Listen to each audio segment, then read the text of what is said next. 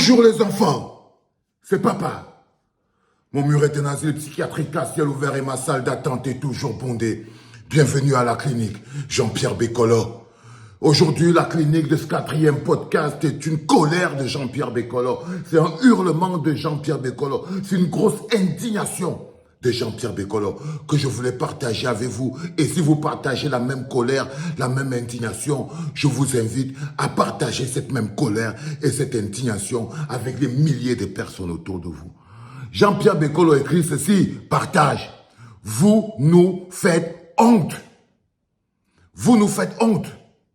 Vous nous faites honte, vous qui êtes l'entourage de Paul Biya, vous qui êtes ministres, directeurs généraux, hauts fonctionnaires, chefs traditionnels, vous faites honte à vos enfants, à vos familles, à vos frères et sœurs, à vos amis, à l'Afrique entière et à tous les Noirs du monde. Vous faites honte à vos familles, à vos enfants, à vos frères et sœurs, à l'Afrique entière et à tous les Noirs du monde. Vous qui êtes l'entourage de Paul Biya, vous qui êtes ministre, vous qui êtes directeurs généraux, hauts fonctionnaires et chefs traditionnels. Je suis certain que beaucoup autour de vous et vos enfants en premier refuseront demain de porter vos noms. Quand vous serez morts, ils auront honte qu'on dise « ton père était avec eux ». Ils vous effaceront. Parce qu'il sera insupportable de vivre avec le souvenir de ce que vous étiez avec eux. Vous servez à quoi? Vous servez qui? Pourquoi? Pour faire quoi? Vous êtes devenus ces gens qui promettent le pire à ceux qui veulent le meilleur. C'est vous qui interdisez à vos propres frères et sœurs de demander l'eau, la lumière, les routes, les hôpitaux, les écoles. Vous leur demandez de renoncer à mieux vivre, d'accepter de faire partie de la catégorie des humains les plus maltraités sur cette planète. Vous promettez la mort à tous ceux qui essaieront de vouloir mieux pour leurs enfants, pour leur peuple, pour leur pays, pour votre pays. Si vous n'êtes pas une malédiction, alors qu'est-ce que vous êtes? Ne vous méprenez pas. Ce dont le monde se moque, ce n'est pas tant que nous avons le plus vieux président du monde, c'est votre capacité à faire échouer un pays rempli de gens talentueux. C'est du manque de résultats. Ce dont on rit, c'est votre acharnement à perpétuer cet échec encore et encore pour des siècles et des siècles. La politique, oui, cette chose que le blanc a appelée politique a détruit nos sociétés. Désormais, on peut mentir, tricher, voler, et même tuer tout en continuant à se présenter devant les gens. Ce qui était impossible en Afrique.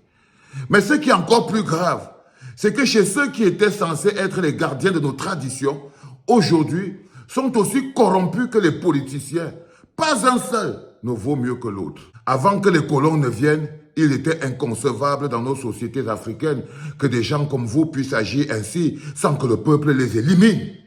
Aujourd'hui, la politique permet à des aînés qu'on respectait avant de mentir, de voler, de tricher, de tuer et surtout de s'accaparer de tout. Quel genre d'Africains sommes-nous devenus? Sommes-nous devenus des bêtes? Et c'est cette Afrique, ce pays que vous voulez encore promettre à nos enfants pour les 7 prochaines années, vivre sans pouvoir dire j'ai faim?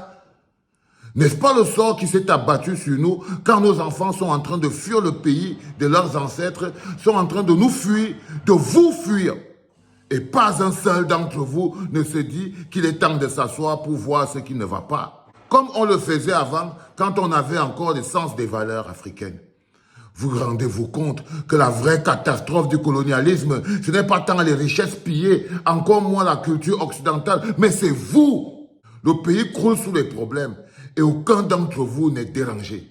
Même pas honte d'être devenus des incapables qui prennent tout pendant que les enfants n'ont rien. Et vous osez encore leur dire qu'il faut accepter de vivre comme ça, aujourd'hui, demain, pour toujours, renoncer à la dignité humaine en silence. Vous nous faites très honte, vous les gens au pouvoir. Hier encore, vous étiez cachés. Aujourd'hui, le monde entier vous voit. Le monde entier se moque de vous. Et qu'est-ce qu'on attend de vous? Rien. Aucune réponse. Vous n'avez rien à dire, sauf peut-être ingérence. Quand même ceux qui nous regardent ont plus honte à notre place que vous. Cette ingérence viendra de la honte que tout être humain ressent en voyant le gâchis que vous êtes devenu et du désir de faire quelque chose là où vous n'avez rien fait. Ingérence, c'est aussi laisser nous tuer les nôtres tranquilles. Ne vous mêlez surtout pas de ce qui est une affaire entre Africains, entre Camerounais. Au lieu de vous regarder et de reconnaître que ça vous a dépassé, vous demandez l'autorisation à l'humanité de vous laisser neutraliser vos enfants qui osent demander une vie meilleure. N'est-ce pas là notre véritable malédiction que nos propres frères nous forcent à accepter de vivre comme des rats, sans même avoir le droit de dire qu'on vaut mieux?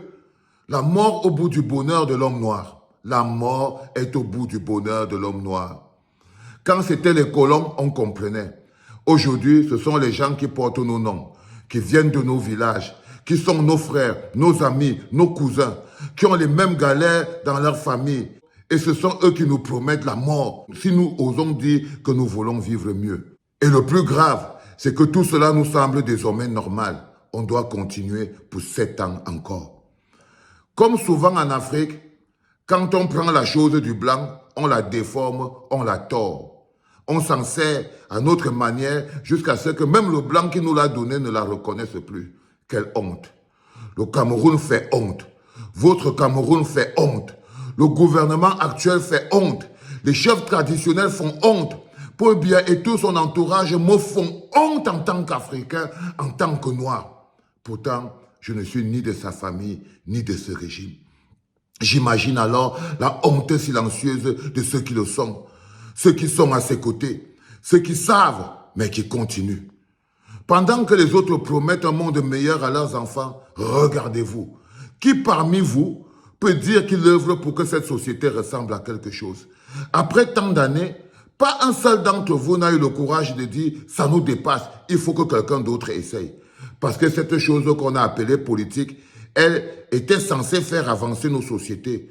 Mais vous avez tout arrêté. Tout inversé, tout sali, tout pillé. Et maintenant, vous voulez que les gens acceptent ça?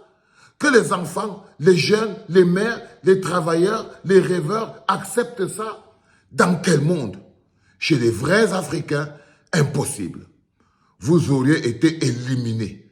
Vous êtes une anomalie coloniale et le monde entier vous le dit. Et vous ne savez pas quoi répondre parce que vous ne savez pas que vous ne devez pas exister. Le monde entier vous dit que vous êtes une anomalie coloniale. Le monde entier vous le vomit en plein visage. Mais vous ne savez même pas quoi répondre parce que vous ne savez pas que vous ne devez pas exister. Vous ne devez plus exister. Chef traditionnel, blablabla, bambombo, blablabla, blablabla, une société condamnée à disparaître. Voilà où Ngongo a amené notre pays. À la destruction fondamentale des valeurs, pour la soif d'un pouvoir dont il n'a même pas la légitimité, dont il n'a pas droit, il fait un braquage avec la destruction au passage de tout le pays. Si nous ne nous lèvons pas nous-mêmes, si nous ne nous stoppons pas nous-mêmes, alors ils vont nous enterrer avec eux. Et il n'y aura personne pour nettoyer vos larmes. Merci Jean-Pierre Bekolo, merci pour cette force, merci pour ce message puissant. Je ne suis même pas sûr que j'ai pu mettre suffisamment d'énergie dedans pour qu'ils puissent ressentir la puissance qui existe dans ce message. Merci frérot. C'était papa.